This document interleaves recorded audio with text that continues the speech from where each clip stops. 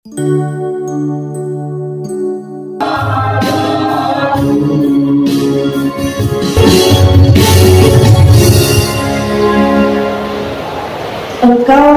sangat baik Bapa. Biarlah bukan dengan mulut kami mengatakan Engkau sangat baik, tapi dengan pikiran kami, dengan hati kami mau nyatakan memang Engkau sangat baik. Memberi kami kesempatan Tuhan, hingga hari ini kami boleh ada, boleh Kau segarkan kembali dengan firman-Mu, bahkan kami boleh memuji nama-Mu. Bapa di surga, biarlah Engkau Tuhan yang mengirimkan Roh Kudus-Mu hadir di tempat ini, di dalam ruangan ini Tuhan, menjamah setiap telinga yang mendengarkan firman-Mu, menjamah setiap pikiran yang memikirkan apa yang menjadi firman-Mu, menjamah setiap hati yang keras. Tuhan, kami adalah manusia biasa yang Engkau tahu kedagingan kami teramat kuat, tetapi Engkau sudah berjanji dengan kekuatan daripada Roh-Mu yang ada pada kami mampu Tuhan melawan keinginan daging kami. Kami sambut firman-Mu Bapa. Kami tahu Tuhan, banyak jiwa-jiwa di sini Tuhan memerlukan Engkau menyentuh mereka satu persatu. Ini kami Bapa, dalam nama Tuhan Yesus kami mengucap syukur dan berdoa. Sama-sama kita katakan amin. Enggak bohong itu? Pasti bohong. Karena saya sangat merasakan beban yang berat dari tadi. Saya nyanyi, saya menangis, saya tahu bahwa tempat ini luar biasa yang kau rasakan. Tapi percayalah, Tuhan tidak akan pernah meninggalkan. Itu sebabnya kau terpilih datang ke ruangan ini untuk bergereja, mendengarkan firman Tuhan. Ya, saudaraku, kita sudah memasuki akhir penghujung daripada bulan November, bahkan di penghujung tahun ini. Luar biasa, bulan 11 kita bisa menjalani, saudaraku, bukan karena kekuatan kita, tapi karena seizin Tuhan. Amin ya. Jadi jangan ada yang merasa bahwa hari-hari yang kita jalani adalah hari-hari yang biasa-biasa saja, hari-hari yang ya memang terlanjur jalan, ya memang saya di sini dan memang inilah saya, masih ada nafas kehidupan. Saudaraku, 2 minggu lalu setelah saya hari Kamis di sini melayani, ya 2 hari kemudian saudara kita Effendi Panjaitan pulang. Ya, saya begitu terkejut karena diberitahukan sama Ibu Hanum, dan saya langsung melihat dia ke angkasa Ampura. Sudah ada 2 di sini yang keluar. Ya, bukan bebas, padahal tinggal sebentar lagi bebas. Kalau Effendi tinggal menghitung hari, ya, kalau Bapak Kabar itu tinggal menghitung hari di bulan 11. Ya, dia mau keluar, tapi tidak dikasih keluar bebas. Saya tahu Tuhan lebih sayang sama mereka. Ya, kata Effendi minta doakan dan dia mau pergi ke Tanjung Balai untuk memulai kehidupannya yang baru. Tapi Tuhan tahu apa yang akan terjadi di sana. Tuhan panggil pulang. Saudara yang dikasih itu, kita tidak tahu hari-hari kita. Kita tidak tahu apakah kita besok masih ada. Ya, jangan kepikir dengan kekuatanmu hari-harimu itu bisa kau atur. Enggak. Walaupun kita sudah datang sama Tuhan, sudah bertobat. Saya yakin anak Tuhan Pak Effendi dengan Pak Kabar itu sudah bertobat. Bahkan Pak Kabar bersaksi, dia nggak pernah gereja, dia nggak pernah memuji Tuhan, dia nggak pernah bersaksi. Tapi itu rasa kesaksian yang terakhir, yang pertama kali dan yang terakhir, dan Tuhan panggil pulang. Ya, bukan saudara saja yang di situ, saya pun yang datang kemari. Belum tentu kita bisa bertemu kembali. Oke, karena nyawa kehidupan kita di tangan Tuhan. Oleh karena itu saudaraku, apapun peristiwa yang engkau alami, apapun kepahitan, kemarahan, penderitaan dan segala macamnya, itu yang pasti sepengetahuan Tuhan. Amin ya. Dan tidak akan Tuhan biarkan kita sendirian. Firman Tuhan pada siang hari ini dari Yakobus 1 ayat 2 dan 3. Yakobus 1 ayat 2 dan 3. Amin. Yakobus di belakang setelah ayat Ibrani apa Injil apa Ibrani. Ya, Yakobus 1 ayat 2 sampai 3. Ya, saya mau bahwa firman Tuhan ini bukan kata-kata manusia, firman Tuhan ini ya dan amin. Jadi tolong hargai firman Tuhan. Mari kita simak baik-baik apa yang Tuhan katakan dalam firman-Nya. Saya bacakan begini kata firman Tuhan. Saudara-saudaraku, anggaplah suatu kebahagiaan apabila kamu jatuh ke dalam berbagai-bagai pencobaan. Sebab kamu tahu bahwa ujian terhadap imanmu itu menghasilkan ketekunan. Amin. Di sini ada kata suatu kebahagiaan dan ada kata berbagai-bagai pencobaan. Apakah orang yang mengalami pencobaan bisa disebut berbahagia, saudaraku? Enggak, ya. Namanya gak usah pencobaan yang begitu mengerikan. Tangan kita terkilir aja kita sudah merasa kesakitan dan mengadu, ya. Gak mungkin orang yang tangannya terkilir bilang, "Hore, saya senang." Gak mungkin, ya. Pasti kesakitan. Tapi di atasnya adalah bahwa kebahagiaan yang dimaksud di sini adalah ucapan syukur. Bukan kebahagiaan karena kamu dapat lotre dan yang lain, tapi ucapan syukur, ya. Yang satu lagi bahwa sebab kamu tahu bahwa ujian terhadap imanmu itu menghasilkan ketekunan. Saya pasti saudara-saudara yang belum dapat sekolah kehidupan di sini, engkau di luar sana gak mungkin tekun baca Alkitab, gak mungkin bisa tekun datang ke gereja, benar? Ya, gak mungkin tekun kamu bisa memuji Tuhan, apalagi kamu bisa menghitung jadwalnya. Oh, hari ini di gereja, hari ini hamba ini, hari ini, gak mungkin. Jangankan hari Minggu aja kamu anggap gak ada di luar. Tapi justru Tuhan sayang membawa kita dalam berbagai-bagai pencobaan. Jangan pernah katakan pencobaan ini dari Tuhan. Tuhan tidak punya stok pencobaan. Yang punya stok pencobaan itu iblis, dan karena keinginan daging kita. Ya, saya tadi terkesan dengan si Tarigan, ya, sudah, ya, panggil, ya, oke, ya, dia. Jadi, puji Tuhan, dia mau bersaksi. Saya pikir nggak akan mungkin dia mungkin bersaksi di sini menceritakan siapa dia dan apa yang dilakukannya. Bahkan sesuatu yang mempermalukan dirinya itu luar biasa, ya. Tidak mudah orang mengakui suatu kesalahan yang luar biasa. Bahkan dia bilang dia pakai tante-tante, perzinahan yang nggak normal, ya, hanya demi kepuasan. Itu pengakuan yang dilihat Tuhan dan didengar Tuhan, saudaraku. Itu menelanjangi. Siapa menelanjangi siapa? Iblis. Bayangkan dia mengatakan bahwa dia menjual dirinya kepada tante-tante. Menurut saya dia menjual dirinya bukan sama tante-tante, dia menjual dirinya kepada iblis. Tubuh kita ini, saudaraku, bukan punyamu. Tubuh kita ini milik Tuhan. Tak satu pun dari ujung rambutmu sampai ujung kakimu punyamu, nggak ada. Jadi kalau kau menjualnya, bahkan menggadaikannya kepada iblis, kau berurusan dengan penciptamu. Kau berurusan kepada yang punya. Amin. Baik. Jadi di dalam mengalami masa-masa sulit, saudaraku, dan penderitaan, kita nggak perlu marah-marah, bersungut-sungut, ya, nggak usah. Lebih baik bertanya kepada diri kita, apa yang Tuhan inginkan yang saya pelajari dengan kejadian saya. Pernah kamu bertanya? Kalau engkau nggak pernah bertanya, berarti kau anggap sekolah kehidupan ini santai-santai aja untuk hidupmu. Kenapa saya ada di sini? Pertanyakan bukan kepada Tuhan.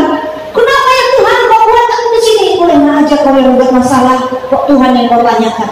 Tanya kepada dirimu, kenapa saya di sini? Apa yang saya ambil pelajaran daripada saya di sini? Ya, itu sebabnya kau bisa bersaksi. Karena kau bisa bertanya, sekarang saya mau apa? Apa tujuan hidup saya? Orang yang tidak punya tujuan hidupnya, yaitu flat data. Ya udah masuk sini, besok pergi lagi ke tebing tinggi kayak cerita tadi kan, besok pergi lagi ke sana kemari. Karena katanya juga hidup, dia akan sholat kehidupan ini udah biasa. Hei, dengar yang baik. Jangan sampai waktumu terlambat. Jangan sampai ketika engkau bertobat, selesai bertobat dan engkau melakukan meminta pada Tuhan, saya akan membuat sesuatu yang baik seperti kata Effendi, dia akan melayani di Tanjung Pura, di Tanjung Barat. Tuhan bilang, stop it. Kau gak punya waktu lagi. Tuhan, aku ada uang di sana, nanti setelah pulang aku dari sini aku akan berbagi kepada orang-orang yang susah di luar. Tuhan bilang, stop it. Uang itu tinggal di situ. Siapa yang punya Tuhan, uang itu nanti hanya aku saja yang tahu tempat banknya. Gak ada urusan. Firman Tuhan katakan di firman Tuhan di sini, uang orang-orang yang didapat dari hal-hal yang tidak baik itu ditentukan kepada Tuhan, dibagi-bagikan kepada orang lain. Apalagi uang yang dapat dari bunga berbunga. Jangan kau rasa enak membungakan 10% ya. Kalau sudah tiba saatnya tiba, yang 10% bahkan modalmu itu pun juga bukan milikmu. Itu dibagi-bagikan, Tuhan sudah ada jatahnya itu. Kepada si Frans, kepada apa namanya Malau, kepada Pak Kaban Dada, itu. Jadi capek-capek lah menghubungkan uang catatan si A tanggal 4, si B tanggal 8, si C tanggal 12. Kau meninggal tanggal 5. Itu bukan saya yang bilang. Firman Tuhan katakan uang yang didapat dari berbunga, kekayaan itu diberikan kepada orang-orang yang ditentukan Tuhan. Jadi saudaraku, ketika kau tanyakan apa yang Tuhan inginkan dengan kejadian saya seperti tadi kan tadi bilang, apa yang Tuhan izinkan terjadi, apa yang harus saya pelajari, kenapa saya ada di sini? Itu yang perlu ditanyakan. Karena saudaraku yang dikasihi, pencobaan itu adalah proses, saudaraku. Proses. Kalau bicara soal proses, tahukah kau mutiara, saudaraku? Mutiara, mungkin kau tidak pakai, tapi perempuan-perempuan pasti memakainya ya. Kau tahu mutiara itu sangat mahal harganya, apalagi yang asli.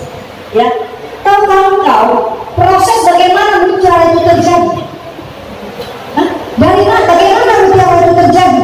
Dia terjadi, si mutiara ini kan terang kan? Dia dalam kehidupannya sehari-hari melanjutkan hidupnya. Untuk makan dia harus membuka cangkangnya, kan mau makan dia. Kehidupannya sehari-hari supaya dia hidup. Dia buka cangkangnya, maka masuklah makanan. Buka cangkangnya, masuk makanan. Kenyang dia ditutupnya. Nah, ketika dia mencari makan, membuka cangkangnya, ada pasir masuk, saudara. Pasir yang masuk nggak sama. Ada yang bening, ada yang kasar, ada yang coklat, ada yang putih, ada yang halus. Tapi sehalus apapun pasir itu menyakiti si kerang tadi, menyakiti si kerang tadi, melukai si kerang tadi. Kemudian untuk mengobati rasa lukanya, si kerang itu mengeluarkan satu zat seperti lem untuk membalik lukanya. Hari berjalan hari, bulan berjalan bulan, pasir tetap masuk, dia obati lagi lukanya. Masuk lagi pasir, dia balik lagi dengan zat itu. Jadi lapis demi lapis terlem, sehingga rasa sakitnya semakin berkurang dan makin datang pasir semakin besar. Lem tadi itu tidak sesakit yang lapis pertama. Akhirnya, saudara, pada waktunya lapisan tadi dari pasir-pasir yang mengerikan tadi yang melukai tubuhnya terbentuklah satu batu yang keras, disebutlah itu dengan mutiara. Nah, ketika orang menemukan kerang itu, didapatilah jalannya mutiara yang mahal tadi. Si kerang dari kelukaannya, penderitaannya, lapis demi lapis menghasilkan sesuatu yang berharga. Saudara, apa yang mau kita ambil dari pelajaran si kerang, kehidupan kerang ini? Itu bukan cerita dongeng, itu kenyataan. Apa yang kita ambil? Engkau, saudara, mengalami penderitaan, luka, masalah, tapi kalau kau datang sama Tuhan, Tuhan, habis lapiskan. Datang lagi masalah dari sana, kau datang sama Tuhan, lapiskan.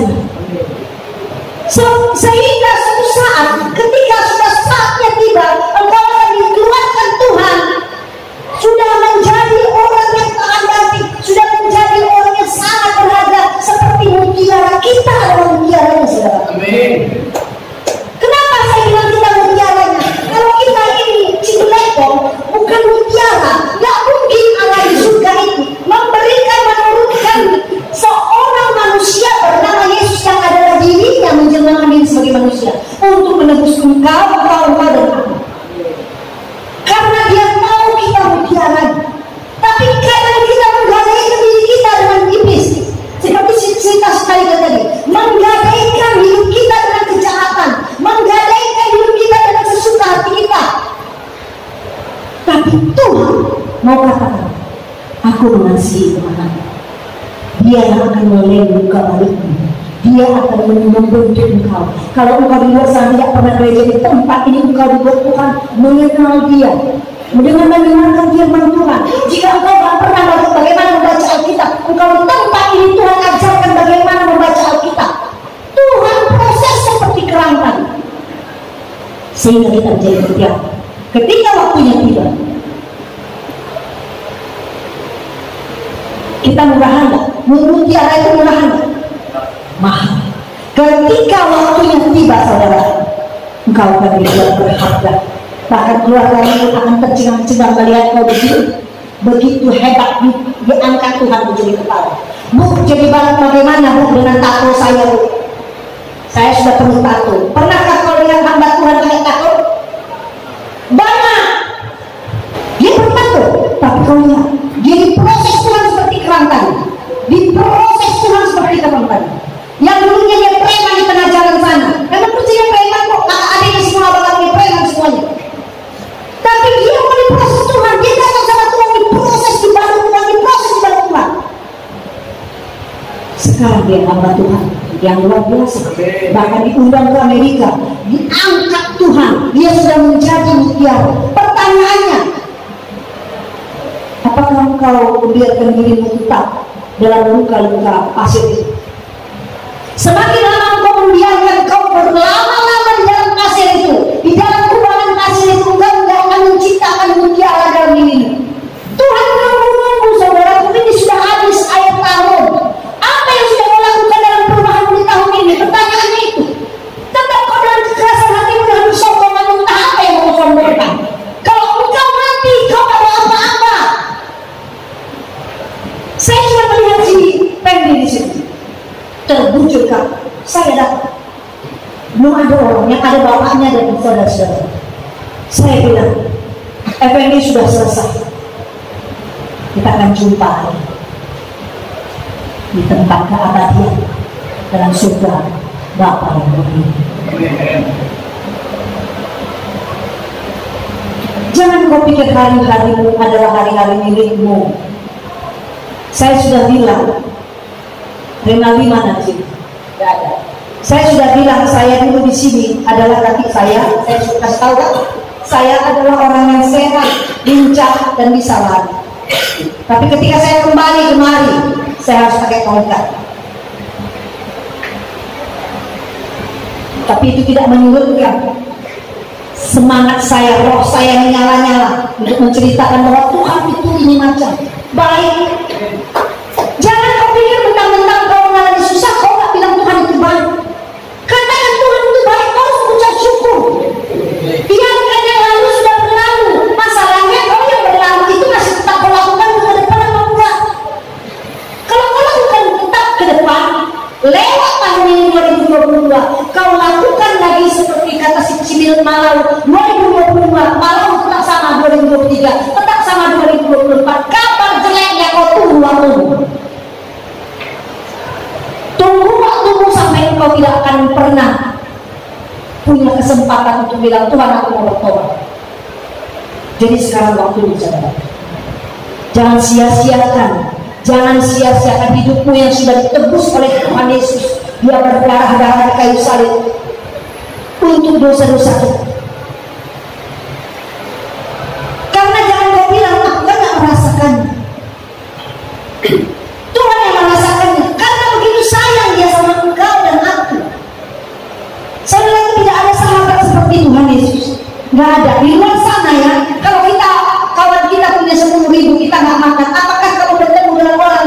uang 10.000 itu dia boleh makan kaki kita? Satu-satu dapat, ya kan? Ya kan? Satu-satu dapat. Tapi Tuhan Yesus, dia tidak berdosa, saudara. Dia mau mengorbankan dirinya untuk kita. Sebentar lagi kita merayakan hari Natal. Itu saja. Jangan kau lewatkan kesempatan Natal. Natal itu bukan sekedarnya untuk mengucapkan bukan. Natal itu bukan sekedar mengucapkan selamat Natal. Natal itu engkau merenungkan, tak layak saya Tuhan, engkau hadir dalam hidup, engkau datang ke dunia ini untuk saya, nggak layak saya Tuhan. Jadi saudaraku, pas kerang tiram saja hal yang kecil itu ciptaan Tuhan, saudaraku. Kerang, masih banyak lagi binatang-binatang laut yang lain. Tapi keajaiban Tuhan mau kasih tahu sama manusia, dari kerang saja Tuhan bisa ciptakan mutiara yang mahal. Itu jutaan, bahkan puluhan juta, dan diincar dicari sama orang-orang. Kalau engkau sudah menjadi mutiara yang Tuhan, nggak usah kau yang mendaftarkan diri. Pak pendeta saya melayani. Ya, orang yang menjadi engkau. Pak pendeta melayani ke tempat saya. Tolonglah Pak, Bapak ke Amerika. Tolonglah Bapak ke New Zealand. Tolonglah Bapak ke sini. Sampaikan firman Tuhan. Jadi jangan ada di sini yang merasa bahwa hidupmu tidak berguna, mesti tahu seluruh hidup, seluruh tubuh. Tuhan tidak melihat tubuh yang fana itu. Tuhan hanya melihat hati. Cuma hatimu yang dia perlu. Karena tubuh kita akan hancur. Saya sudah pernah cerita tentang ulang sini. Ayat 26 ayat 5. Manusia yang adalah ular. Asal kau tahu, jadi jangan ada yang sombong. Manusia itu ular seperti ular. Itu kata Ayub. Artinya ketika dia borok dia banyak ya, borok dia luka-luka dalam tubuh dia, berjijik dia, pasti ular-ular itu. Kenapa sampai dia bilang dia manusia adalah ular? Bahwa tubuhnya yang begitu bagus, mulus, karena makanannya yang baik, si anak Ayub, ternyata bisa menjadi borok begitu menjijik. Oleh karena itu, dia mau mengajarkan, tak ada yang dapat kita sombongkan. Suaramu yang bagus hanya untuk Tuhan. Kepintaranmu hanya untuk Tuhan. Jagonya kamu berkata-kata hanya untuk Tuhan. Kakimu yang lengkap, yang kuat, lari untuk mengejar jiwa-jiwa, untuk mengenalkan siapa Tuhan. Mulutmu yang manis, yang selama ini kau manis untuk menceritakan hal-hal yang tidak baik, itu hanya berikan untuk Tuhan. Saudaraku yang dikasihi Tuhan, biarkan proses itu kau nikmati. Jangan ada yang membuat dirimu jadi saya tak siapa-siapa, saya tak berguna, apalagi membuat hatimu menjadi hambar. Firman Tuhan yang masuk tidak kau dengar. Apa kata si Frans tadi, lagu-lagu yang begitu, kata-kata yang begitu menguatkan, nggak ada rasanya. Karena kau matikan rasa di hatimu. Jangankan satu tetes air matamu. Firman Tuhan, bahkan bukan firman Tuhan, puji-pujian tadi bukan yang membuat kau menangis, menikmati betapa besarnya sentuhan Tuhan dalam hidupmu. Malah kau tengok tangan, mana ke kanan ke kiri. Gak menikmati karena apa? Engkau biarkan hatimu keras, saudaraku. Engkau biarkan, udahlah memang begitu aja. Apa susahnya engkau di sini? Masih ada nafas kehidupan yang kau ini. Lebih susah ketika engkau di penjara yang bertulisan di bawah tanah, saudaraku. Kau tidak ada apa-apanya di sini. Anggap saja prosesmu itu kau nikmati, saudaraku. Karena Tuhan mau membuat kau jadi mutiara, bukan menjadi barang rongsokan. Manusia boleh mengatakan kau barang rongsokan, tapi Tuhan bilang kau mutiaraku. Aku mengasihimu, aku mau bantu kamu, aku mau bantu semua masa lalu yang mengerikan itu. Aku mau bantu semua sakit hati, aku mau bantu semua kebencian, aku mau bantu semua kemiskinanmu, hutang-hutang dan lain-lain. Sehingga ketika itu kau disempurnakan dalam Tuhan, saudara, engkau akan menjadi mutiara. Amin. Jadi melalui cobaan, ujian yang kita alami, Tuhan membentuk kita selapis demi selapis. Sidang. Tuhan memberkatimu ya sidangnya. Selalu berdoa di tempat sidang, ya. Ya. Tuhan campur tangan dalam sidangnya, Tuhan campur tangan dalam sidang. Ya. Sidang juga, maksudnya berapa? Kamu sidang juga? Lupa lagi kita ya. Saudaraku yang dikasihi Tuhan, proses itu memang menyakitkan. Bayangkan kalau misalnya luka, itu kan gak tiba-tiba langsung sembuh kalau dikasih hemiplas. Ada selapiskan, ada lapisan hari-hari ya kan, menutupi luka yang berdarah, kemudian mengering, baru tertutup lagi. Begitu juga luka dalam kehidupan kita, saudara. Nikmati selama ada di sini. Tapi jangan seterusnya kamu nikmati, saudara. Karena ada waktunya Tuhan mau kamu jadi mutiara itu. Mazmur 147 ayat 3 dikatakan, begini dikatakan firman Tuhan, Mazmur 147 ayat 3. Tuhan berkata, Dia menyembuhkan orang-orang yang patah hati dan membalut luka-luka mereka. Bukan saja kerang tadi dibalut lukanya oleh zat yang semacam lem, kita pun dibalut Tuhan menutupi luka-luka kehidupan kita. Ya, itu firman Tuhan. Dan setelah dibalut Tuhan, kita sembuh. Kita yang begitu jahat di luar sana, dibalut Tuhan sehingga kita sembuh, dipulihkan saya dari rata dari Tuhan hari ini 3 tahun. Bukan kekuatan Frans, bukan hebatnya Frans, tidak. Tuhan sudah melihat hatinya, dia mau berubah, niat saja mau berubah. Tuhan bilang, baik, aku akan sembuhkan engkau. Engkau akan tercengang-cengang bagaimana aku menyembuhkan engkau dengan cara yang tidak masuk logika. Bagaimana seorang itu cari merokok, narkoba, tiba-tiba berhenti dan sudah berjalan 3 tahun dan berbeda lapas. Kekuatan saudara. Jadi kalau tidak ada niat dan kehendak Tuhan, aku mau sembuh. Tuhan, aku mau lepas dari narkoba. Tolong, maka Tuhan akan melakukan. Kalau firman Tuhan katakan 147 tadi Mazmur, Dia yang menyembuhkan saudaraku. Rehat 100 kali pun kamu rehat. Memang kau tidak mau sembuh, tak akan ada sensasinya. Tak akan mungkin. Bagaimana pun kau rehat di luar sana, berapa kali pun dibayar untuk rehat, dia akan sembuh. Hanya Tuhan yang bisa menyembuhkan, bahkan membalut luka-luka. Kau tidak ngerti membalut gak? Membalut itu bukan memoles saja. Membalut, kalau ini tangan, itu dibalut. Jadi bahkan kamu tidak ingat lagi bagaimana rasanya narkoba dan rokok dan segala macam itu. Engkau tidak ingat lagi bagaimana rasanya perzinahan. Engkau tidak ingat lagi bagaimana rasanya menipu, berbohong. Engkau tidak ingat lagi rasanya bagaimana membunuh. Kau tidak ingat lagi karena Tuhan sudah membalutmu. Sekarang pertanyaannya, kau mau apa? Kalau kau tidak mau, bagaimana Tuhan apa? Emang Tuhan itu pemurahan? Tuhan itu punya segalanya. Dia bukan Tuhan yang murahan. Kalau kau tidak mau, Dia akan datang, Dia akan paksa kamu. Dia akan memaksa ya? Tidak. Karena ketika kau mau, Dia akan datang. Dia akan datang memulihkan, menyembuhkan kembali. Tapi ketika engkau tidak mau, Dia tidak akan datang. Mau berubah. Udah, silahkan monggo. Pilih jalan. Saudara yang dikasihi Tuhan, karena kita sangat berharga di mata Tuhan, Tuhan akan membalut luka-luka kita.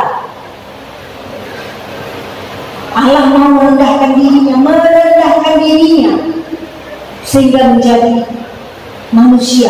Yesus yang sebentar lagi kita layakkan di hari Natal mau merendahkan dirinya. Orang-orang ingat ya, orang-orang yang hatinya keras, hatinya itu datar, orang-orang yang ya, Roy belum sidang. Oke. Orang-orang yang hatinya itu datar, yang orang-orang yang hatinya susah untuk menerima tawaran keselamatan, tawaran keluarga yang kembali saat ini adalah orang yang sombong. Periksa dirimu. Mau merasakan hebatnya saya? Kesombongan itu Tuhan paling jijik. Itu ada di buku kata-kata. Orang yang sombong Tuhan paling jijik. Tapi orang yang rendah hati, Amsal, akan mendapatkan kekayaan. Kekayaan bukan gara-gara kamu menjual narkoba. Kekayaan dari Tuhan itu luar biasa. Kekayaan kehormatan, kehidupan. Ketika dia di dalam Tuhan, ketika Tuhan membuat dia menjadi mutiara, saudara, wow, dia dapat istri yang terbaik dan takut Tuhan. Ya. Dia dapat anak-anak yang luar biasa. Dia dapat kehidupan yang terhormat, saudara. Dia dikenal bahkan seluruh Indonesia, bahkan gereja-gereja yang di luar sana memanggil dia. Itu mutiara. Jadi jangan pernah intimidasi dirimu dengan apa yang ada yang kau alami saat ini. Luka-luka itu asal kau mau, maka Tuhan akan membuatmu luar biasa. Tapi karena yang berkata itu adalah firman Tuhan. Ibrani 12 ayat 5. Ibrani 12 ayat 5. Ya, begini firman Tuhan. Ibrani 12 ayat 5 di sampingnya Yakobus tadi ya. Hai anakku, janganlah anggap enteng didikan Tuhan, dan janganlah putus asa apabila engkau diperingatkan. Jangan anggap enteng, karena Tuhan itu memang maha sabar. Ya, Tuhan kita maha sabar. Yesus ini maha sabar, selalu menunggu kapan dia bertobat dan kembali ke jalan Tuhan.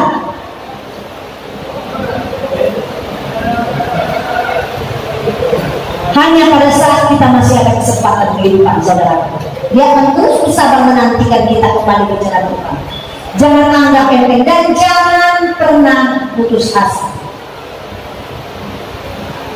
Kata putus asa ini selalu masuk ke dalam hati setiap anak-anak Tuhan, bahkan yang sudah gereja, bahkan yang sudah melayani. Ketika pencobaan datang, ketika masalah datang, ketika masalah-masalah keluarga datang, apa katanya? Saya sudah pernah cerita apa? Dia bilang begini, ada apa Tuhan? Saya sudah gereja, sudah melayani di gereja, sudah ikut semua aktivitas gereja. Kenapa peristiwa ini datang kepada saya? Masa Tuhan tak kasih upah sama saya? Dengarlah, kalau engkau ada di sini, engkau gereja, engkau berdoa, engkau baca Alkitab, bukan kewajiban Tuhan membayarnya kepadamu, tetapi kewajibanmu untuk mengucap syukur betapa baiknya Tuhan atas hidupmu. Ya, jangan bodoh. Itu adalah perkataan iblis. Iblis menyuruh kamu mengatakan begitu. Pak, kau usah di gereja, Pak. Tengoklah, Bapak kan banyak masalah. Anak-anak Bapak kayak mana di luar sana, Pak? Jahat-jahat. Padahal Bapak berdoa di sini. Bapak contoh ya, Pak. Contoh, Bapak gereja, Bapak melayani, Bapak segala macam pekerjaan di sini. Tengok, Pak. Itu kata iblis. Iblis suka membisikkan intimidasi itu. Sudahlah, Pak, kau usah gereja, Pak. Tak perlu kau gereja, Pak. Nggak ada artinya. Buktinya hidup susah. Ingat, hanya orang bodoh, hanya orang yang tidak punya pengetahuan firman Tuhan yang gampang diintimidasi iblis, yang gampang dibisik-bisikkan iblis. Tuhan bilang, jangan pernah kau khawatir akan apapun juga. Jangan pernah, bahkan atas hidupmu. Tidak perlu kau khawatir atas hidupmu sendiri. Sebab apa? Tuhan yang memelihara kita. Tidak perlu. Tuhan yang memelihara kita. Saudaraku, kita barusan mendengar saudara-saudara kita di Cianjur sana, ya, Cianjur sana mengalami gempa 5,6, kecil dari 5,6. Kemarin kita pernah mengalami di Medan 7 ya, 7 bahkan yang Aceh 9 ya. Kalau di Cianjur cuma 5 aja, sampai sebegitu hancurnya. Makanya kami tadi cerita sama Ibu Susan, udah ratusan orang yang mati, saudara. Hanya sebentar hitungan detik, nggak sejam, kalau sejam saya pikir 2.000 yang mati. Dan Jakarta gempa 7,7 sekian, tapi hanya bergoyang saja gedung-gedung. Sekarang pertanyaan saya, kalau engkau ada di gedung tingkat tinggi di Jakarta pada saat gempa itu, hartamu numpuk di bank, rumahku lima tempat yang harga miliar. Ketika kau ada di lantai 26. Saya mau tanya, coba posisikan dirimu ada di lantai 26, hartamu banyak, ya, rumahmu banyak, tiba-tiba kamu datang ke diundang, entah siapa diundang lantai 26. Sempatkah kau memikirkan, harta beli mana tadi? Gak sempat dengan aku. Bagaimana kau bisa selamat dari ke bawah itu? Kalau bisa kau injakkan orang supaya selamat sampai ke bawah, benar? Begitulah nampunya manusia. Kecuali kita ini Superman, kita bisa tetap nenteng ke bawah. Atau laba-laba itu, Spiderman, aman lagi kan? Mau gempa selalu tiba-tiba kita kemana pakai apa namanya itu? Laba-labanya harus selesai. Masalahnya ini kita menghadapi rumput. Cuma rumput, saudara. Rumput, tahu dengan Tuhan katakan rumput yang hari ini ada besok kering, terus kemudian hilang, diterbangkan, ditembus angin. Jadi sebelum kita kering, sebelum lagi tenagamu, sebelum ragu matamu, sebelum kakimu goyang-goyang, ayo datang sama Tuhan, bertobat, minta ampun, minta Tuhan proses engkau seperti mutiara tersebut. Jangan hidup biasa-biasa saja, karena Tuhan gak akan mau kau menjadi orang yang biasa-biasa. Tuhan sudah punya rencana terhadap kita masing-masing. Tuhan mau membuat kita menjadi yang luar biasa seperti mutiara itu, saudara. Kalau ada orang mesin singer ataupun WL, Tuhan gak akan mau kau singer dan WL tetap seperti biasa. Tuhan mau kau akan menjadi pengkotak satu tempat langit. Kalau mutiara itu tempatnya di mana? Untuk sampah? Enggak, ini yang wanita yang keren. Apa? Bisa menjadi mutiara di tempat ibu-ibu tukang sampah atau tukang sayur? Mutiara-mutiaraan. Kalau mutiara yang bagus, mutiara yang mahal, mutiara ratu, benar? Tempatnya di mana? Tempat yang paling bagus. Pertanyaannya, Bu, usiaku sudah segini, kayak mana nih Bu? Sempatnya aku seperti itu bilang tadi, jadi mutiara. Aku gak kayak si Pran misalnya masih muda Bu. Kalau pertanyaannya aku gak kayak si Pran Bu. Hei, saudaraku, sampai 96 tahun ada orang yang dipakai Tuhan, hamba Tuhan luar biasa. Nanti kalau keluar dari sini searching itu dan sehat, bukan terbungku-bungku, karena dia mau dipakai Tuhan. Dia menyebarkan firman Tuhan sampai kemana-mana. Umurnya 90 tahun. Pertanyaannya, kamu seperti apa? Seperti mutiara yang mahal itu kah?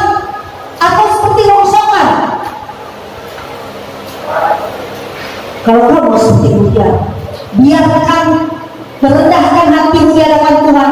Biar Tuhan yang membalas lukamu, biar Tuhan yang mengobati lukamu dan yang menyembuhkan lukamu. Amin.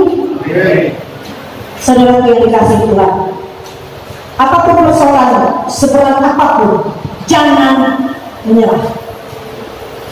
Sesulit apapun, bertahan. Dan sepahit apapun, bersyukurlah kau bisa menikmati hari ini. Amin. Karena apa? Karena tetap tinggal dengan Tuhan. Kecuali kau tetap ngotot dengan kehidupanmu yang gelap itu, gak akan ada proses. Tapi kalau dalam persoalan kehidupan, sejahat apapun kau, sehitam apapun dosa, ketika engkau datang sama Tuhan, Tuhan akan membentukmu. Jangan pernah ada yang menyerah. Cari Tuhan. Hidup ini perjuangan, saudara. Hidup ini yang menentukan adalah kita. Maukah kita datang sama Tuhan, ataukah kita membiarkan diri kita dipakai oleh iblis? Kalau kita dibiarkan dipakai oleh iblis, hanya tinggal waktu. Kalau waktu itu kita tak sempat untuk bertobat, maka kematian yang kekal menjadi milik kita. Oke? Neraka artinya. Tapi kalau engkau di dalam kehitaman dosa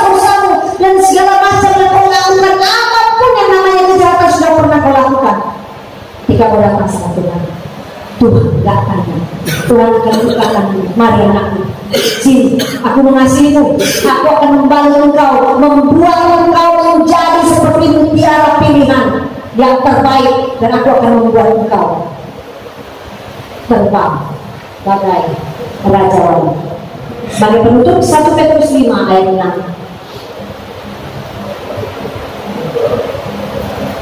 1 Petrus 5 ayat 6. Firman Tuhan begini, karena itu rendahkanlah dirimu di tangan Allah yang kuat, supaya kamu ditinggikannya pada waktu. Jadi seperti mutiara, nggak mungkin ketika dia masuk pasir besok jadi mutiara, enggak saudara. Lapis demi lapis, lapis demi lapis, sehingga terbentuklah benda yang keras, batu yang keras bernama mutiara. Begitu juga kita. Ketika persoalan-persoalan datang, ketika dosa-dosa yang lama yang begitu banyak yang kita lakukan itu, tapi kita pada datang pada Tuhan, dan kita minta Tuhan memproses kita, dan kita minta Tuhan, dan kita mengizinkan Tuhan untuk memproses kita, maka pasti kehidupan kita tidak akan sama saat ini. Dan melewati tahun ini masih ada 1 bulan lebih. Pikirkan yang baik. Apakah engkau mau menyerahkan hidupmu secara total, ataukah engkau masih dengan kehidupanmu di tahun-tahun yang lama dan di tahun 2022? Apakah kau meninggalkan 2022 ini dengan pribadi yang sama, ataukah kau menjadi pribadi yang baik? Semuanya di tangan. Amin. Kita berdoa.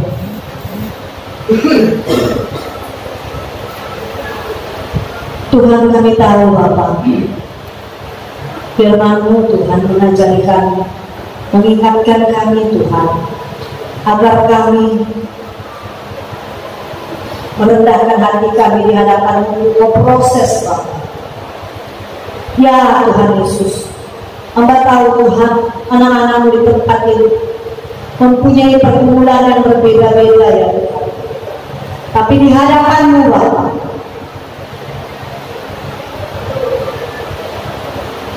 pergumulan itu seberat apapun, ketika mereka boleh datang kepada Engkau yang sanggup memulihkan, Engkau yang akan membuat mereka menjadi baru ya Tuhan. Engkau yang akan menjadikan mereka pribadi yang luar biasa. Bahkan Engkau Tuhan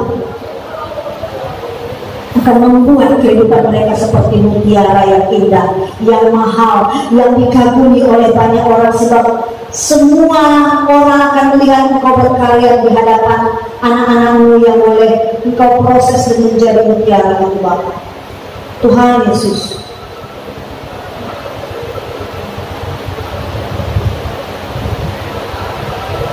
Hamba berdoa Bapa, jamahlah hati setiap jiwa di tempat ini.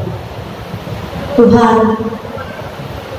kalau hati masih ada yang keras, kalau hati saudara-saudara di tempat ini masih belum merasakan Tuhan sentuhan kasih, maka biarlah Bapa lewat firman-Mu hari ini Tuhan boleh menyadarkan mereka bahwa waktu yang Engkau sediakan Tuhan di dalam kehidupan ini tidak ada yang tahu. Semuanya ada di tangan-Mu Tuhan. Hamba berdoa, janganlah Tuhan Yesus satupun anak-anak-Mu di tempat ini yang kehilangan waktu tersebut.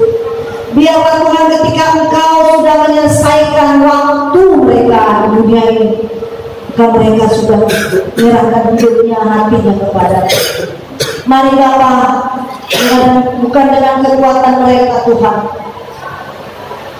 mereka boleh datang kepada-Mu Tuhan, tapi Tuhan Yesus hanya dengan kekuatan daripada.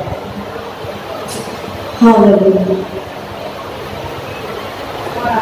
Saudaraku yang dikasihi Tuhan, bila ada di tempat ini engkau yang merindukan jamahan Tuhan, yang memerlukan Tuhan untuk mengubahkan jamaah hatimu, saudara, yang engkau tidak mampu untuk mengubahkan hidupmu sendiri, Jika engkau mau datang kepada Tuhan siang hari ini, saya undang engkau berdiri di tempatmu, saudaraku. Tuhan melihat hatimu, saudaraku. Tuhan tahu apa yang kau pikirkan saat ini. Tuhan tahu kegelapan yang telah engkau lalui dalam dosa-dosamu.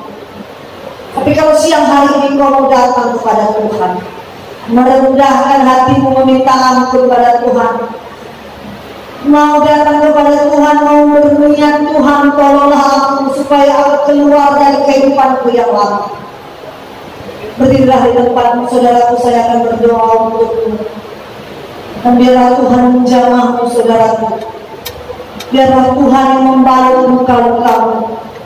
Biarlah Tuhan yang menyembuhkan hatimu yang sudah terkoyak. Biarlah engkau beracara dengan Tuhanmu, sebab Tuhan Yesus mengasihi.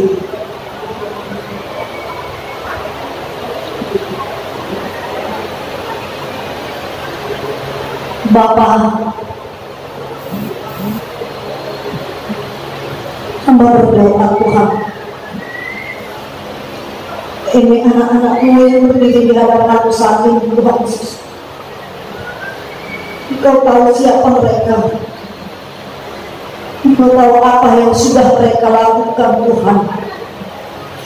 Engkau tahu berapa kali mereka sudah ada di tempat seperti ini, Bapak.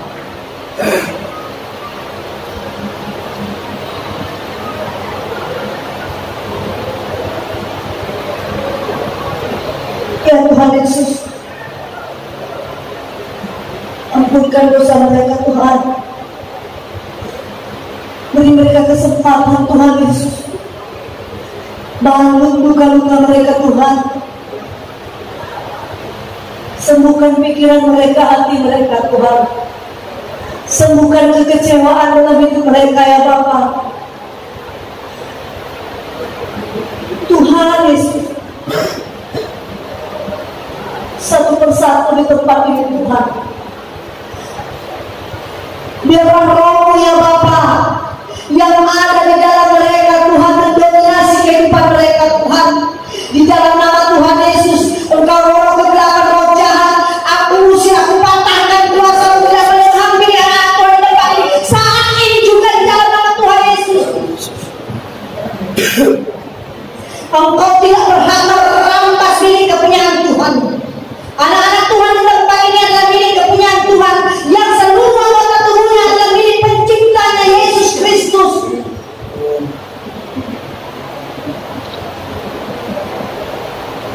Siapakah engkau, hai kegelapan?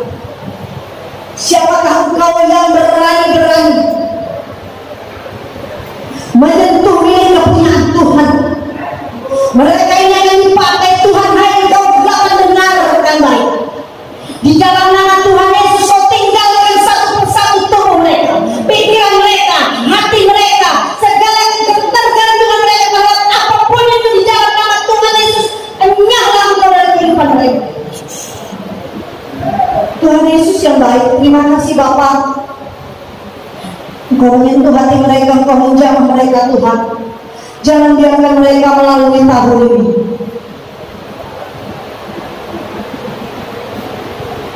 Dengan kehidupan mereka yang gelap. Engkau Tuhan Yesus yang begitu mengasihi satu persatu anak di tempat ini. Ketika mereka boleh datang kepadamu dan mencari Engkau, Engkau tidak menanyakan sekalipun dosa-dosa mereka yang lalu, ya Tuhan. Engkau Allah yang hanya melihat mereka, memajukan mereka ke depan, yang di belakang Engkau tinggalkan. Engkau melapasi dengan dinding, ya Tuhan Yesus. Engkau mau mengubah anak-anakmu ini menjadi luar biasa. Biarlah di tempat ini, di lapas Pancur ini, Tuhan, menjadi tempat proses Tuhan, membalut mereka, menyembuhkan mereka. Ini adalah tempat terakhir mereka di proses, Bapak. Tuhan Yesus, kami percaya Bapak, kuasa-Mu bekerja. Kami percaya Tuhan Yesus, urapan nyata. Kami percaya Roh Kudus satu demi satu pribadi di tempat ini menjadi milik kepunyaanmu ya Roh Kudus. Terima kasih Bapa di surga, terima kasih. Firman menguatkan kami Tuhan, Firman-Mu memberikan kami semangat dan hidup. Firman-Mu itu Tuhan Yesus membuat kami penuh harapan bahwa hari-hari di depan kami bukan hari-hari yang sial, bahwa hari-hari di depan kami bukan hari-hari yang sia-sia, tetapi hari-hari di depan kami adalah hari-hari yang penuh harapan, penuh dengan kemuliaan Tuhan. Hari-hari di depan kami adalah hari-hari di mana Tuhan mengubahkan setiap kami di tempat ini. Terima kasih Tuhan Yesus, terima kasih Bapa. Hamba mau berdoa Tuhan untuk keluarga mereka Tuhan. Ada di luar sana orang tua mereka Tuhan, istri, anak-anak mereka Bapa. Oh Tuhan Yesus, Engkau yang menjaga melindungi mereka Tuhan. Kami hanya berserah kepada-Mu Bapa. Engkau menjaga dan mencukupkan semua keperluan mereka Tuhan Yesus. Kami berdoa Tuhan Yesus untuk saudara-saudara kami yang akan sidang pada siang hari ini. Campur tangan-Mu Bapa, apapun keputusan sidangnya Tuhan, kuatkan hati anak-anak-Mu itu Bapa, biar mereka tidak kepahitan Tuhan, biar mereka tahu mereka tetap datang kepada-Mu bahwa Engkau mengasihi mereka Yesus. Tuhan Yesus, kami juga berdoa untuk ibu Rumi yang sedang sakit ya Tuhan. Oh Bapa, Engkau melihat anak-Mu ini Tuhan, pakailah dia lebih lagi Tuhan. Engkau menjaga keluarganya, anak-anaknya, apapun yang menjadi keperluan dalam keluarganya Engkau cukupkan Bapa. Sebab Engkau Allah yang selalu mencukupkan kekayaan dan kemuliaan di dalam Yesus Tuhan. Terima kasih Tuhan Yesus, terima kasih Bapa. Kalau kami akan berpisah satu sama lain Tuhan, biarlah Engkau tetap ada di hati kami semua, bahwa Firman-Mu tetap terngiang-ngiang di pikiran kami, di telinga kami, bahkan tertanam di hati kami ketika iblis mulai mengintimidasi kami. Maka Firman-Mu Tuhan yang menguatkan kami, mengingatkan kami bahwa Engkau Tuhan sangat mengasihi kami. Terima kasih Tuhan Yesus. Saudara yang kasih Tuhan, kita akan berdoa bersama-sama doa yang diajarkan Tuhan Yesus Kristus. Bapa kami yang ada di surga, dikuduskan nama-Mu, datanglah kerajaan-Mu, jadilah kehendak-Mu seperti di surga.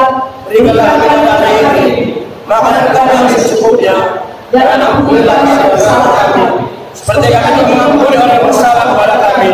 Dan janganlah membawa kami dalam pencobaan, tetapi lepaskanlah kami dari yang jahat. Karena Engkau yang mempunyai kerajaan dan kuasa dan kemuliaan sampai selama-lamanya. Amin. Mari saudaraku kita terima berkat daripada Tuhan. Arahkanlah hatimu ke surga dan terimalah berkat Tuhan. Tuhan mendekati engkau dan melindungi engkau. Tuhan menyinari engkau dengan wajahnya dan memberikan engkau kasih karunia. Tuhan menghadapkan wajahnya kepadamu dan memberikan engkau damai sejahtera. Di dalam nama Tuhan Yesus kami sudah menerima berkat Tuhan. Haleluya. Amin. Shalom saudaraku.